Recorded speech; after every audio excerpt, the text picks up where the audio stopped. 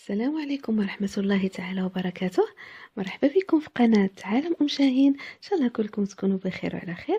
اليوم بإذن الله نشارككم مع بعض كيكة باردة أو تحلية من ألذ ما يكون بواحد النكهة رائعة جدا.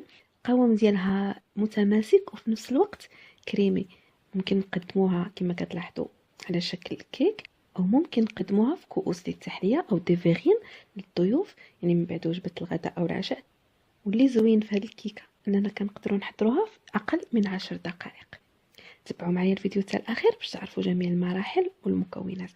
قبل ما نبداو باذن الله بغيت نقول لكم سمحوا لي بزاف الا كان الصوت ناقص في هذا الفيديو، لانني الصراحه عملت المونتاج ساعه متاخره من الليل. بالنسبه للطبقه الاولى انا هنا خديت بسكوي. كتاخذوا اي بسكوي كتفضلوه نتوما، او ممكن تاخذوا كيك، يعني كيكه 6 ملاعق او اي كيك كتفضلوه. انا بغيت نسهل يعني هاد الوصفه هذه. خديت البسكوي جاهز، تقريبا خديت 4 علب. كنفتوه بهاد الطريقه، او ممكن نوضعوه في الخلاط الكهربائي، ولكن من الاحسن ما نطحنوش بزاف باش يبقاو لنا قطع مقرمشه. من بعد كنجمعوا هاد البسكوي. انا هنا خديت كريم كراميل، تقريبا احتاجيت ملعقتين فقط لان البسكوي فيه كريمه. ممكن تجمعوه باي كريم ديسير كتفضلوه، او ممكن تجمعوه بالحليب او تجمعوه بالزبده. من بعد كنحاولوا اننا نقادوه في واحد المول. بالنسبه للطبقه الثانيه في واحد الاناء نوضعوا كيس من الفلون. انا هنا خديته بنكهه شوكولا، الوزن ديالو 65 غرام، يعني الكيس اللي كيمشي مع نصف لتر من الحليب. وكيجيوني بعض الاسئله باش ممكن نعوضوا الفلون. ممكن نعوضوه يعني في بعض الدول العربيه بالجيلي او البودينغ. خديت هذا الكيس هذا بالسكر. من بعد ضفت كيس اخر من الفلون بنكهه الكراميل، ممكن تعوضوه بفلون بنكهه الشوكولا بدون سكر. ولهذا احتاجيت انني نضيف السكر. تقريبا هنا كتاخذوا 3 ملاعق او 4، كيبقى على حسب الذوق. ممكن توضعوا حتى 6 ملاعق الناس اللي كيبغيو الحلاوه بزاف. نضيفوا ايضا كيس من القهوه او كيسين، يعني الا بغيتوا النكهه ديال القهوه تكون خفيفه توضعوا كيس فقط من القهوه سريعه الذوبان.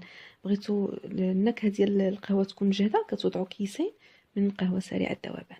من بعد ضفت ملعقتين كبار ونصف من النشا. من بعد نضيفوا نصف لتر من الحليب، اي 3 كؤوس تقريبا. ضفت القليل وخلطت جيدا، يعني حتى كيتجانسوا هذوك المكونات، كيذوب داك السكر وداك الفلون. من بعد نضيفوا الكميه المتبقيه من الحليب.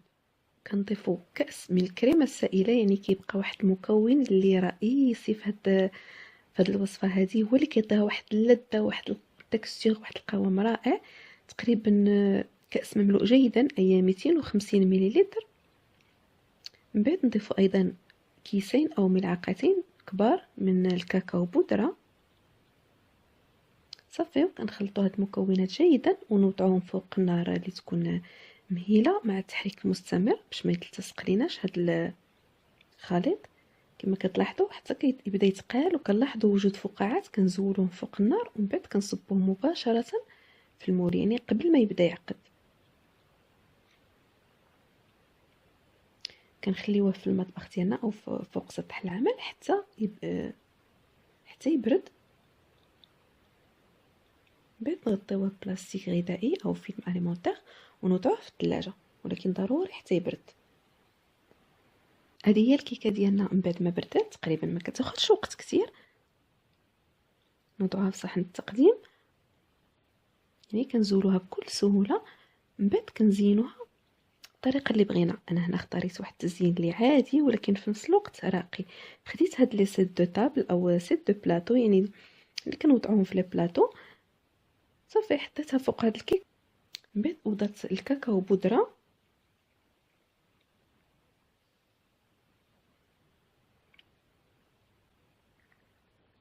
كنحاولوا اننا نزولوا هاد سيت دو طابل او سيت دو بلاطو بشويه باش ما يضيع ليناش هاد الشكل ديال الكاكاو بودره. كما كتلاحظوا كيجي واحد الشكل اللي هو راقي ورائع في نفس الوقت. ممكن اننا نقدموها بهذا الشكل هذا، او ممكن ايضا نقدموا معها كريمه الشونتيي وقطع الفواكه، كتجي احسن، كتزيدها لذه. ننصحكم بهذه الطريقه هذه. أو ممكن أنكم تذوبوا الشوكولات وتوضعوا واحد الطبقة من الشوكولات أو غاناش، يعني كيبقى على حسب الذوق ديالكم. كان هذا هو الفيديو ديال اليوم، نتمنى انه يكون نال الاعجاب ديالكم. الا عجبتكم القناه طبعا ما تنسونيش باللايكات والاشتراكات والتعاليق، وبارطاجيو مع الاصدقاء اللي تعم الفائده. الى فيديو قادم ان شاء الله، خليتكم على خير.